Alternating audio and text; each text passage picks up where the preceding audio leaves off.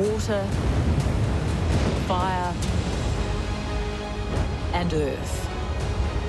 Elements of creation, elements of destruction.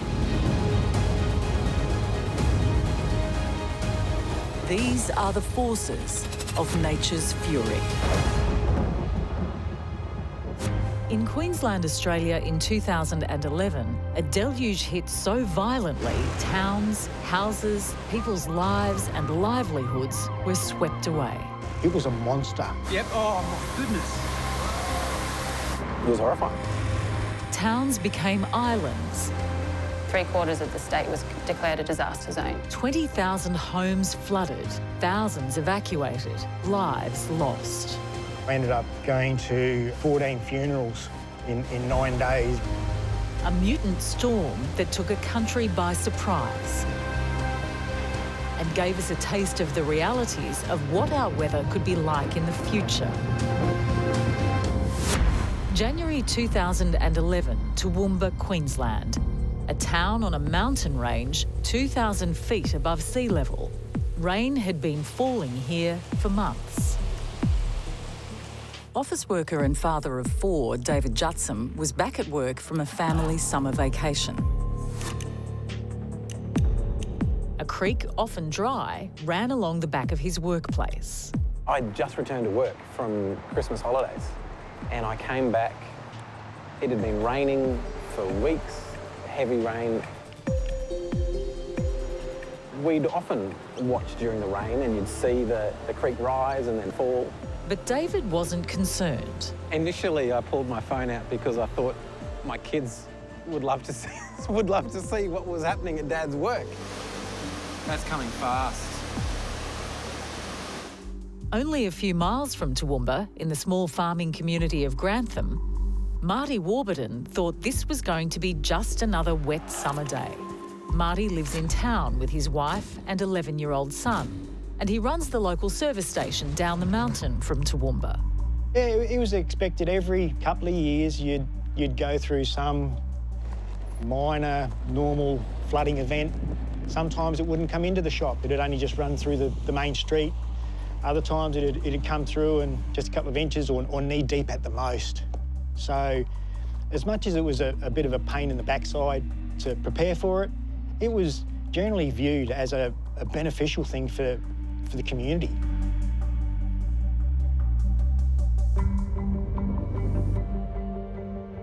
Matthew Brandon worked for a local helicopter rescue service on Queensland's Central Coast. I was in the Australian Army for 15 years. I was a medic for about 8 of those years and then an air crewman on Black Hawk helicopters for the remainder.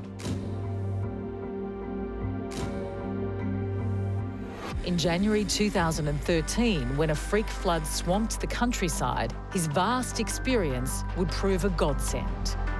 These 3 people would be at the front line of 2 of the most destructive disasters in Queensland's history.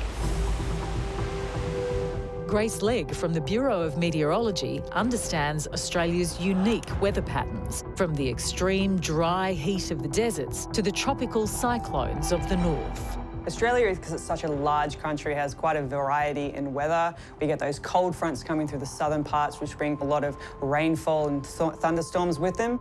In between, we have desert area. Doesn't see as much rainfall, but in the northern parts, we have the monsoon and wet season, which sees large amounts of rainfall in those tropical areas.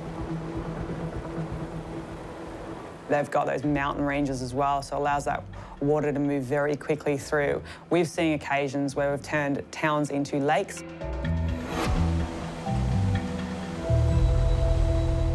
Ella Harrison is a flood engineer with the Queensland Reconstruction Authority.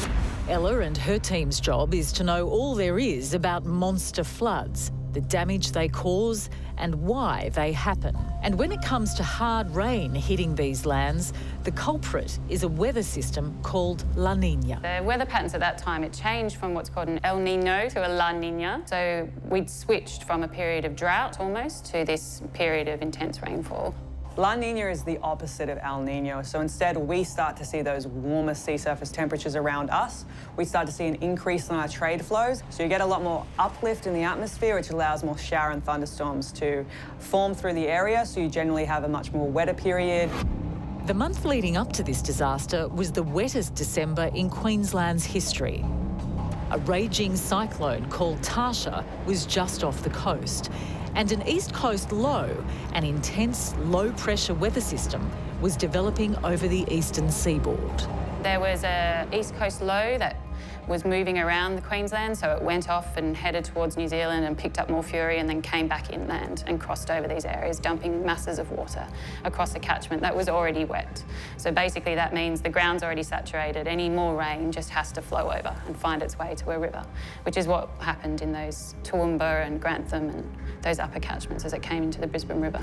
One of the first communities to be hit by the flood was Toowoomba, a mountain city in Queensland. But on January the 10th, 2011, the local residents had no idea a dangerous weather pattern was forming. You don't tend to prepare for flood in Toowoomba. It doesn't flood here. Toowoomba is at the top of a mountain range, and I guess in our heads, you think that flooding is going to occur in valleys and plains. And the rain was starting to make its way down the mountain into the farming plains of Grantham, a small town 20 miles away. We were used to normal floods in town, and this was anything but a normal flood. Marty's lived in this area for the better part of his life. Yeah, it was expected at least every couple of years you'd go through some minor normal flooding event. In Grantham, floods mean water, and water means life. We are essentially a farming community, so without water, there's nothing here. You sort of look forward to it. And Marty thought this wasn't going to be any different. On the Sunday, because it was a normal flood, we'd get our phones out and take footage of the water in the street and people driving up and down through the water. And a standing sort of joke was about the weather forecast that you get.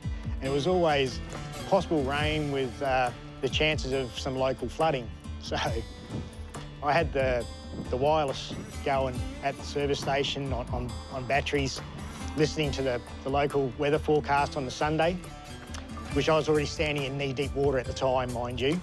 And the weather forecast came on and said, possible chance of showers and rain with isolated local flooding events. And I thought, I'll take this off. So I got my camera and recorded myself saying, well, the weather forecast today in Grantham is fine with a possible chance of rain and some local flooding. And then I turned the camera around and showed the water knee-deep through my shop. Just an update on the weather. Officially, layman's terms, if it doesn't rain, it'll be fine. And possible chances of flooding in the local region.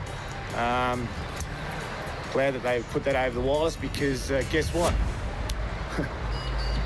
I think they might be close, eh? They must have been looking out the window before they did that forecast. This is the main street of Grantham. But Marty's mood changed quickly. At first, it was going through my head was, is it going to be worse than normal or higher than a normal flood? And then once the water rose so quickly, it was, should I be here anymore?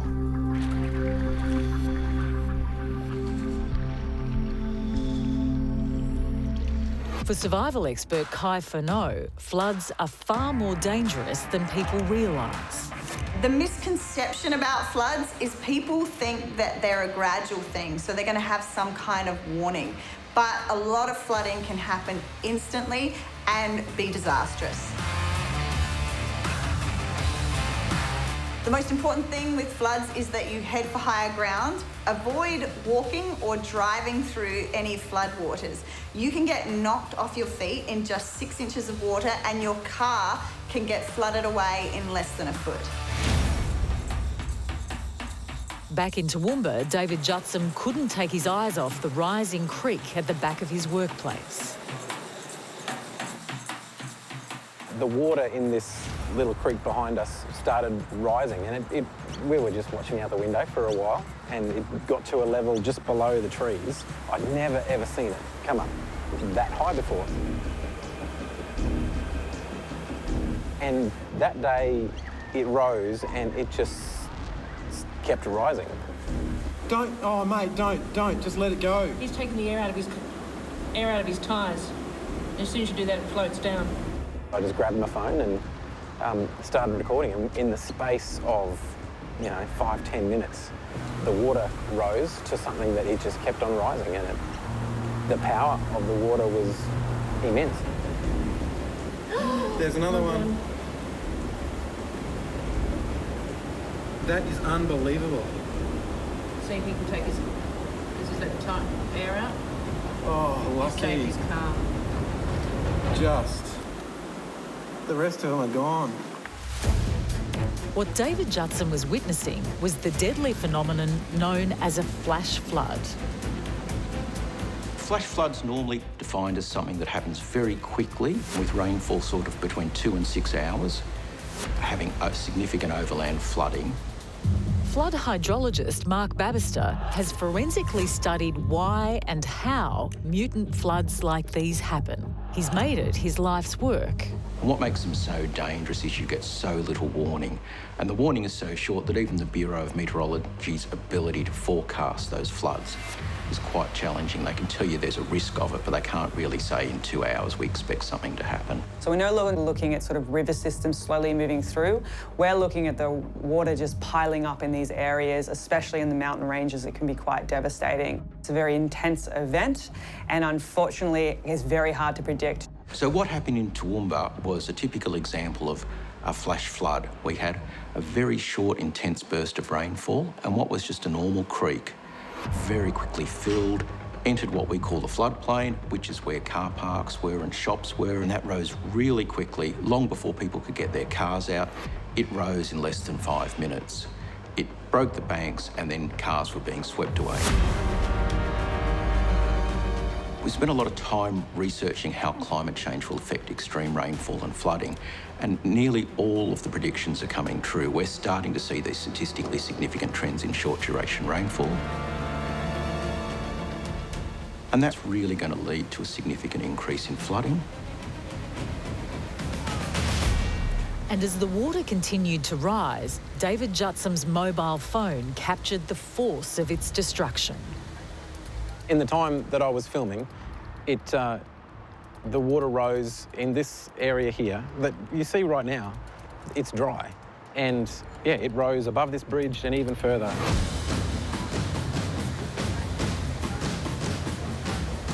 The power of it was the force that came through here was incredible. Oh, that is horrible.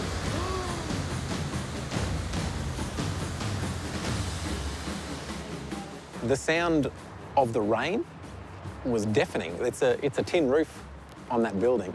And so in there, you couldn't hear anything but the rain.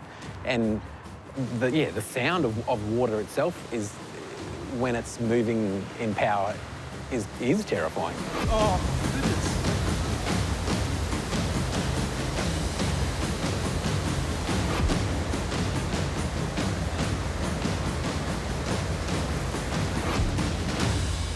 The raging torrent in the streets of Toowoomba was now rushing down the mountain toward Grantham. The small town, with a population of just a few hundred, was right in its path. And by afternoon, the flood was in town. At 4 o'clock on Monday the 10th, we had a tsunami come through town, which was unheard of, unseen before. It went from nothing in the main street to 4 or 5 foot deep within a minute, which was basically put it about just above knee height inside my service station. And then once it got to waist height, I knew then I was in trouble. And then I tried to take my escape route and noted that I wasn't getting out through there.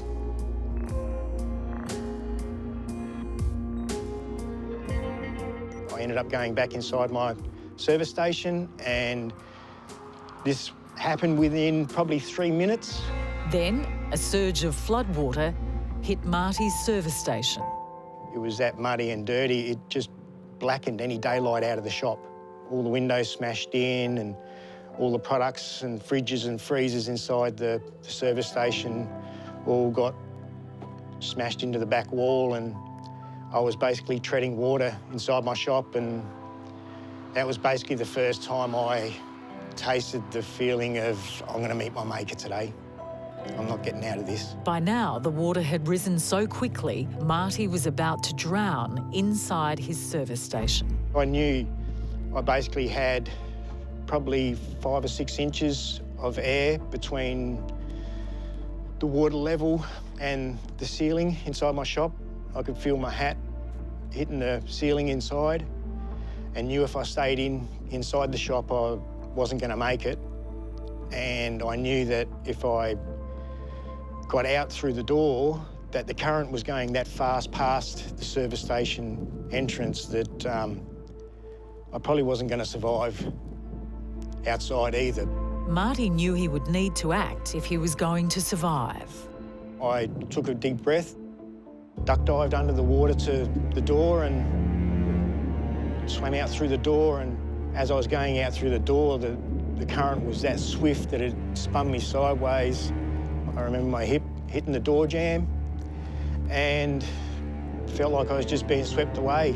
I was lucky enough to be able to grab hold of the awning that's off the front of my building, managed to climb along the awning and then drag myself up onto the roof. I remember when I grabbed hold of the awning, the water was flowing that fast that it was basically like I was being towed behind a boat. It lifted me horizontally in the water.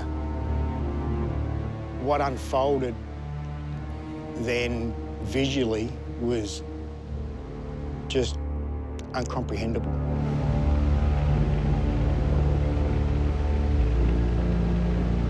The amount of water, the force of the water, and the amount of debris that was in that water was just, unless you've seen it, you wouldn't believe it.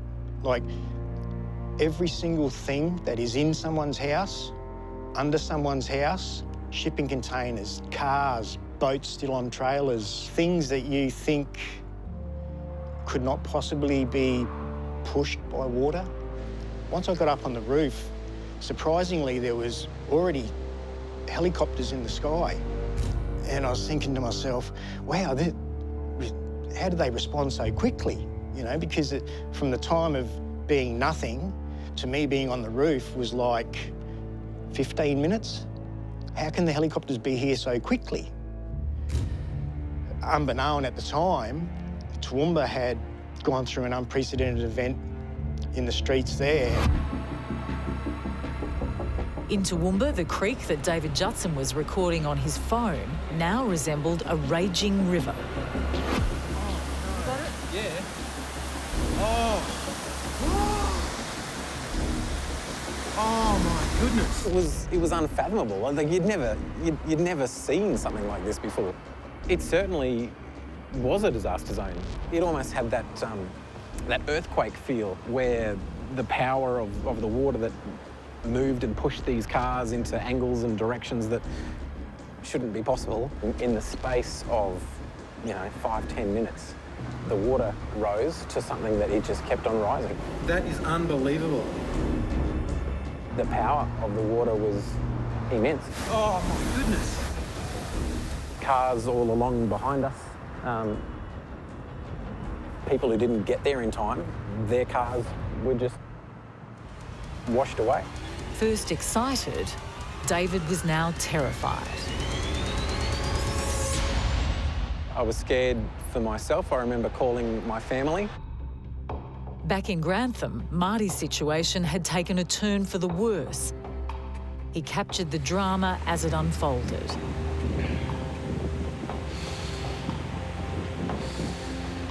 And as the water levels rose, his thoughts turned to his loved ones. That's when I thought, hell, I better try and contact my wife and my son and my parents, and because I've been through so many floods previously, I learned to put my mobile phone in a clip-lock sealed airtight bag. I then rang my wife and my son, firstly to tell them that I was safe on the roof.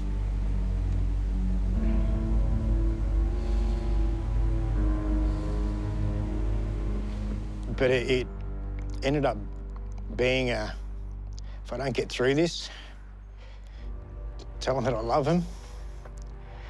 And I'm sorry for putting myself in this situation. I basically told them that I loved them and said goodbye.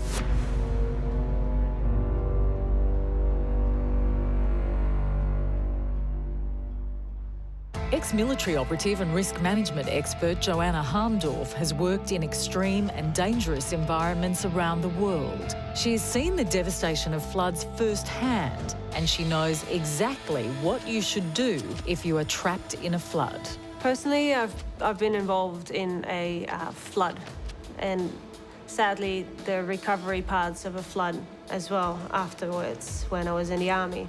And after seeing that and see what a nature can do, I have a different kind of respect for her. I wouldn't call it a fear, but the damage that she can do if she wants to is unbelievable. If you do end up on your roof and you get impatient or you're running out of food and water and you think it's tempting to actually jump into the water and think you can swim somewhere else, don't. It's extremely dangerous. You do not know what's running in the water, what's flowing through it, cars, trees. There's a lot of stuff in there that can actually hurt you. Would you end up in the water though? You're best off to lie flat on your back, cover your head with your hands to make sure that anything that is flowing through the water doesn't hit you in the head and knocks you out. And you can also see where you're going. So if you see anything like a pole or tree or a house that hasn't been moved yet, then try to hold on to that. The rain did not relent. The waters engulfing Toowoomba and Grantham were making their way toward the city of Brisbane. So in the Queensland floods, down the river, we had in the order of 10,000 cubic metres per second. And people, what does 10,000 cubic metres per second mean? You have 10,000 1 metre by 1 metre boxes of water that each weigh a tonne going past every second. And that's why floodwaters are so destructive. The floodwaters were feeding straight into the Brisbane River, which snakes its way through Australia's third most populated city. On that river is the Ivanhoe Dam, now overflowing, and a new chapter in this mutant weather event was about to begin. And it would happen right in the heart of a city with more than 2 million people. It was a perfect storm, or if you're certainly operating a dam, it was your worst nightmare. The dam was opened, unleashing a torrent of water that flooded the busy metropolitan streets of Brisbane. Chaos reigned. The flood now impacted most of Queensland, a state 2.5 times the size of Texas.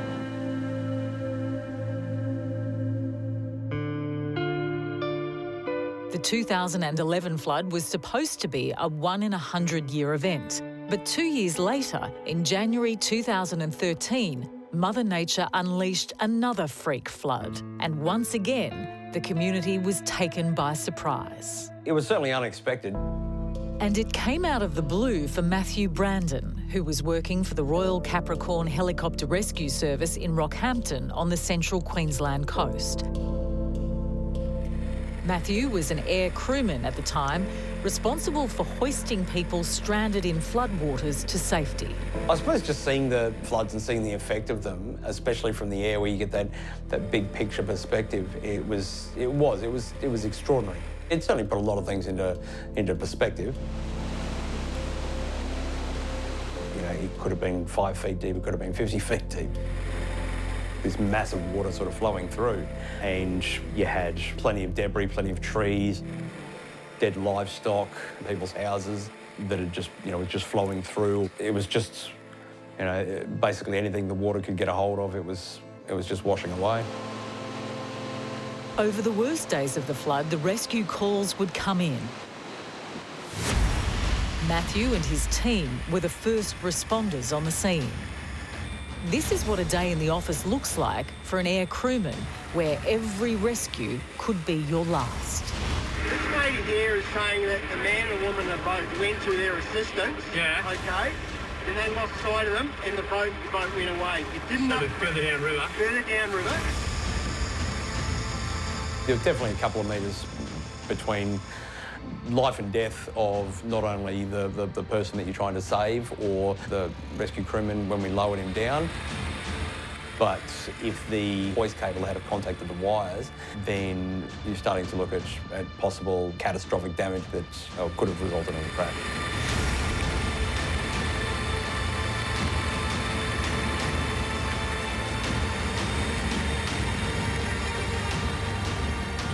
Helicopters, when they're conducting these rescues, are at their most vulnerable.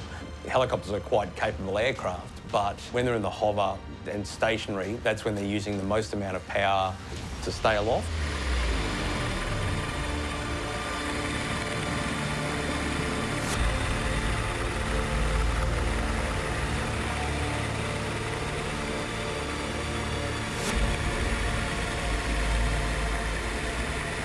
At times when you were flying through the rain, the visibility was reduced down to zero. We still had to fly with the door open, and we were basically nap of earth flying. So we were actually following the roadways at about 50 feet above the trees, just so that we could see where we were going. So it was extremely dangerous, flying. Fairly unforgiving environment, and it's, if something goes wrong, then the problems and the lives that are at risk are, greatly magnified, because all of a sudden you've got a downed helicopter. The most hazardous rescue we did was an elderly lady who was stuck in her car. As she's tried to exit the vehicle, she's opened the door, but then the weight of the floodwaters has actually pushed the door closed and had trapped her in the door of the car. Well, that was the most dangerous rescue, just because you've got these telegraph poles and the wires, not to mention the visibility, because it's still raining here, so you've got rain covering your visors, with the hoist cable coming down close to those wires.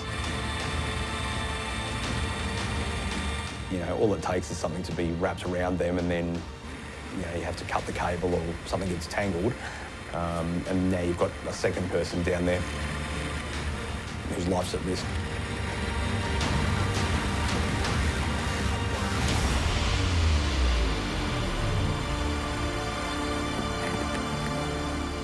Matthew's flown in the Middle East on Black Hawk helicopters.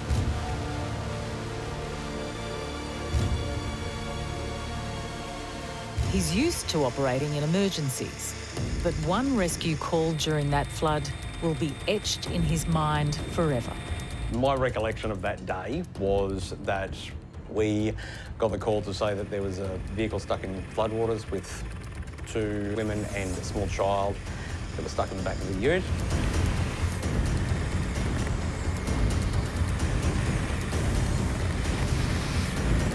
When the call came in over the radio, Matthew Brandon and his team were caught off guard.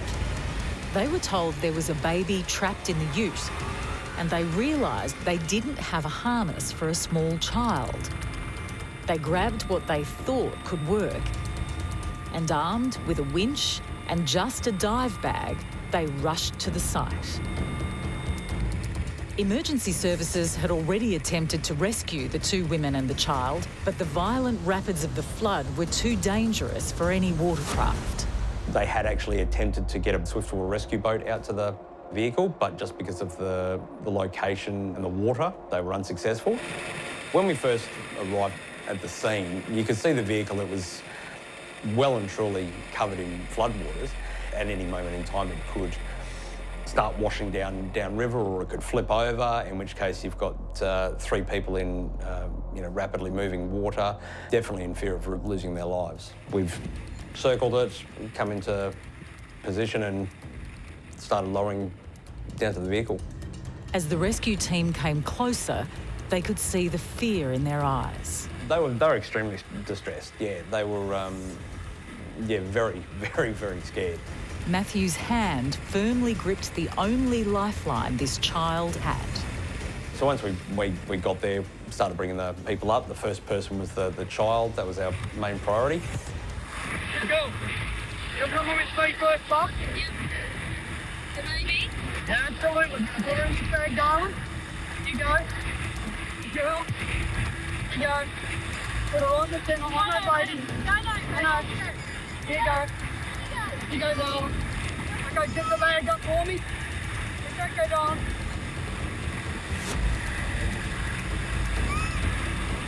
With the distressed child in the bag about to be lifted up to the chopper, the distraught mother needed reassurance. Yep, stay down. Stay north to low. I'll be back. Okay, I'm coming back, all right? I will come back to your boat. It's all okay, yes? Basically, putting a 2.5-year-old into a dive bag. Got him up to the top.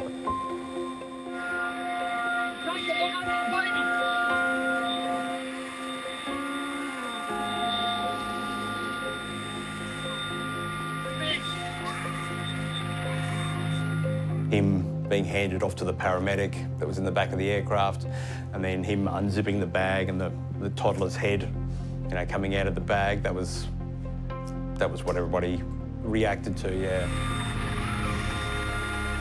But time was running out for the two women still trapped in the car. The two ladies were, very scared. Okay, who's next? Now come with me. Take your arms down. Back to you. Lay down. Hey, mate, you're not. Take your arms down. Make it all work. Enjoy the ride. Say goodbye.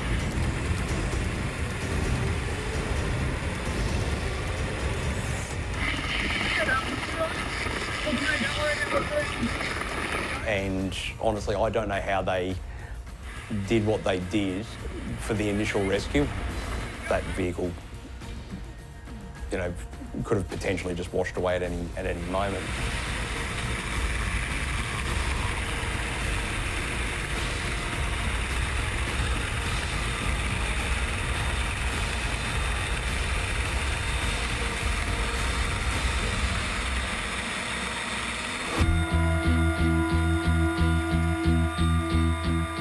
Yeah, they broke down as soon as they got into the aircraft, broke down into tears.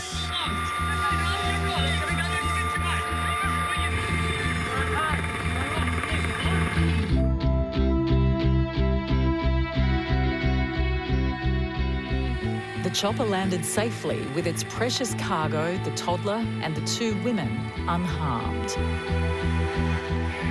For more than 2 days, Matthew and his team continued to save stranded people from the floodwaters, risking their lives on this do-or-die mission.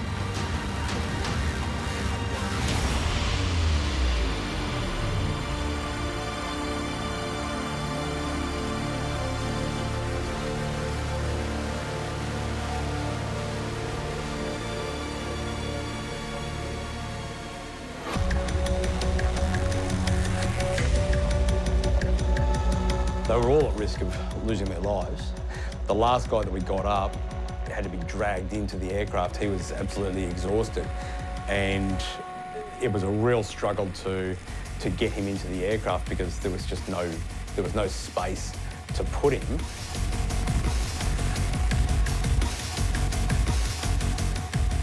Their temperament changed from that nervous, just absolute distress to relief, almost as soon as they got into the aircraft, and they knew that they had been saved, that they weren't in danger anymore.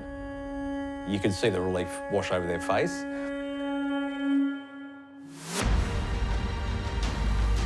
All up, it would probably be 20-odd rescues.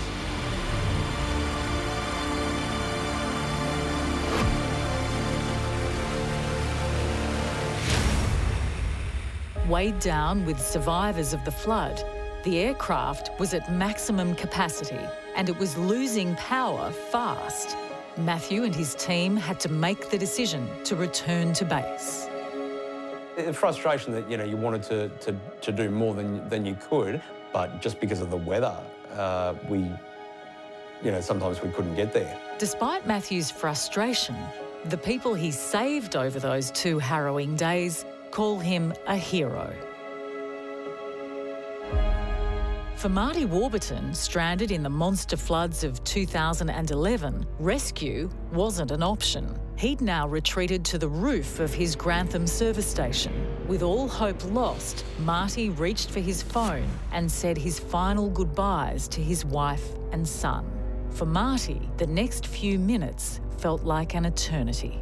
Being up on the roof, it was water for as far as you can see.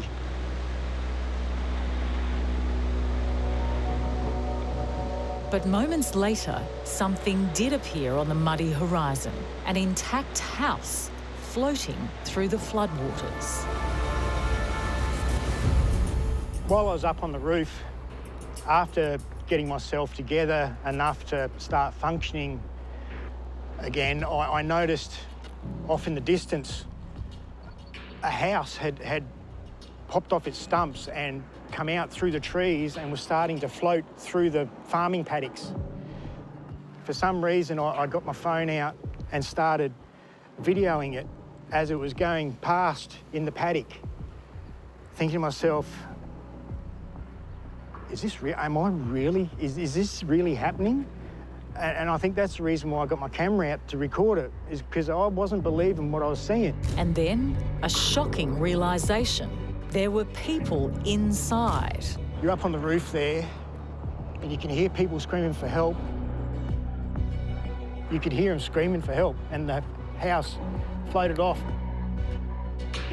And I remember the feeling of just being useless. For Marty, this was like living a nightmare. I thought I saw someone trying to swim. I leaned over the awning and tried to grab them and grabbed their arm and rolled them over, and that's when I realised they weren't trying to swim, that they were already gone. And it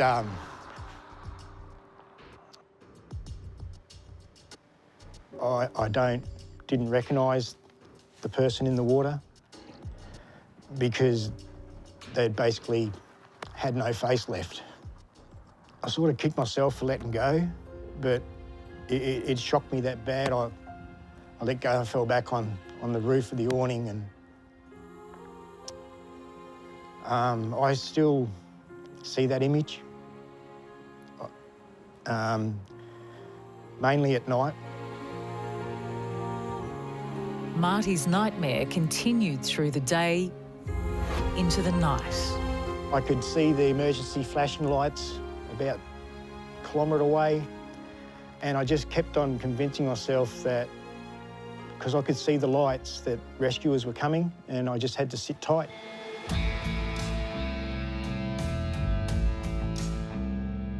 But about 11:30, I think, 11:30 midnight, the lightning started.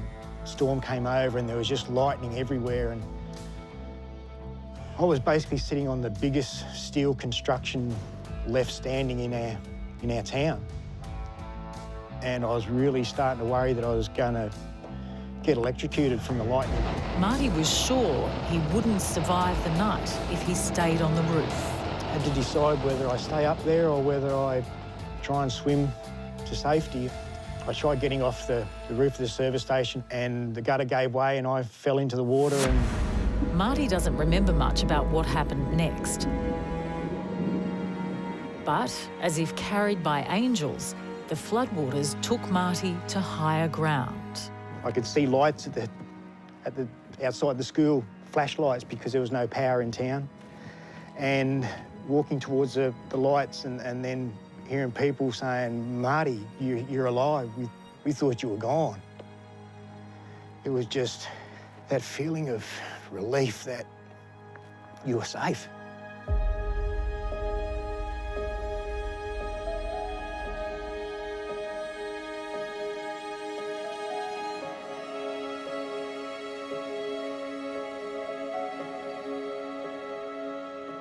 Many times I thought my young fella was going to grow up without his dad.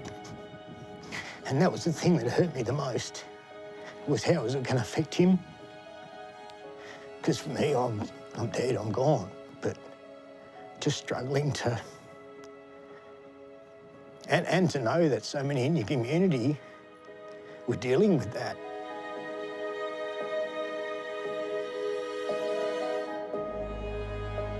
Many in Grantham never got the opportunity to see their loved ones again. Marty was one of the lucky few. I remember just giving him a big hug and just not wanting to let go. Having a big cry. Just so thankful. Because by that time,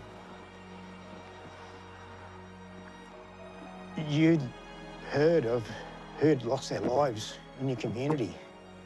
By that time, the enormity of the event had sunk in. We lost 13 people that day out of 60 that were there. It was devastating.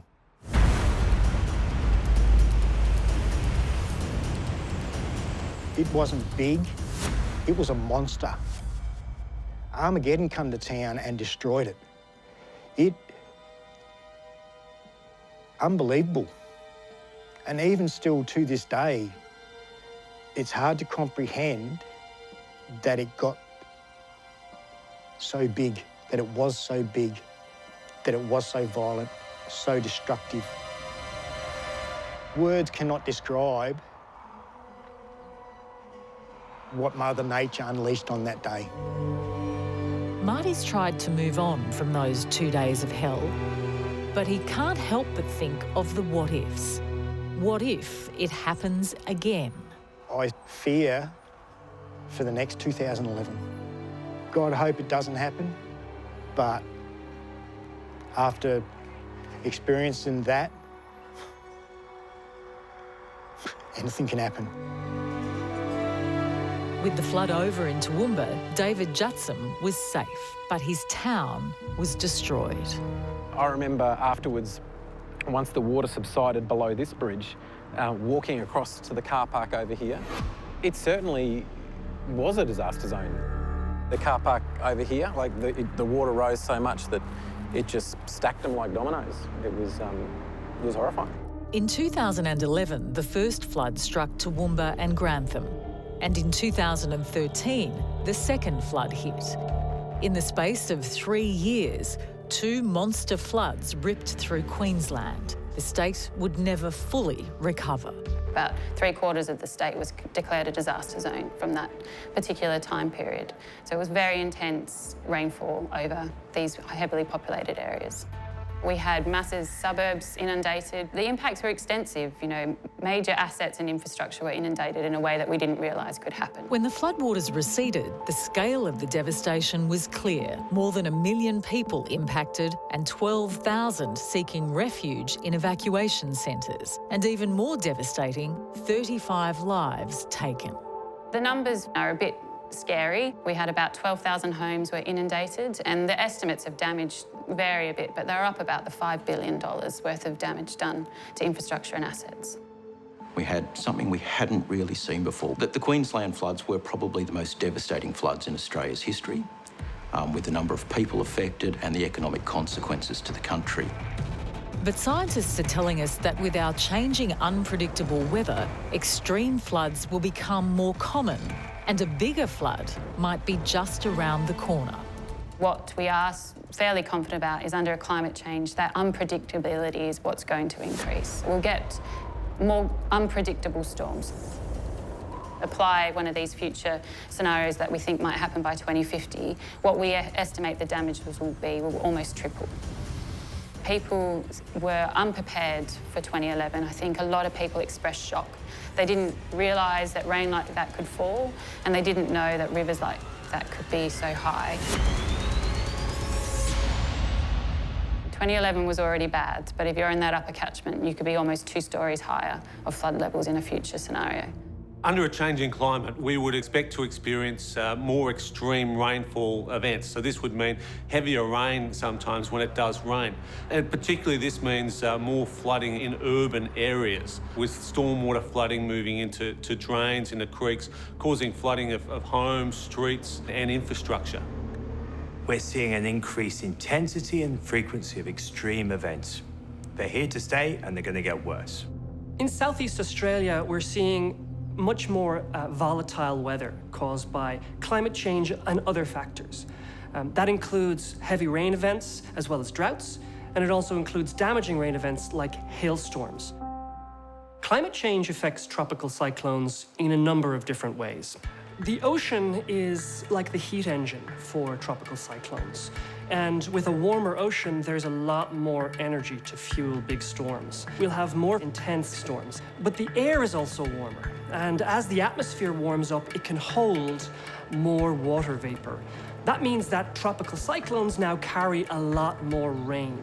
So climate change is having an effect on flooding. We do know as the world gets warmer that you can carry more moisture in the air. If you have more moisture in the air, you can have higher rainfall. We are now starting to see statistically significant increases in rainfall in short storms all around the country. And this is what was predicted from climate change. We'll certainly see more frequent large floods, and the intensity of these large floods will increase. Our broad brush estimate for the country and the east coast of Australia, where most of Australia's flooding problem is, that what would occur once every 100 years, by 2100 will occur about once every 60 years. We're going to see nearly a doubling in the frequency of those floods that cause devastation. We are struggling in Australia to deal with the current flood risk, and any increase from climate change will be really devastating. We should be planning for future climate risk. David Jutsom isn't a scientist. He's a survivor.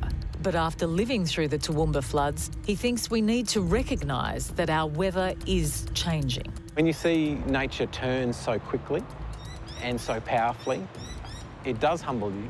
You recognise how small and insignificant you are in that grand scheme of Mother Nature's power. After witnessing what we did in 2011 with that flood, it does make you fearful to a degree about how climate is changing. Marty has seen the fury of mutant nature firsthand, and he says we can't ignore the signs Mother Nature is sending us. I'm a strong believer that climate change is happening, global warming is happening, that weather patterns are changing, and you can't rape and pillage Mother Earth for 100 years and expect no retribution.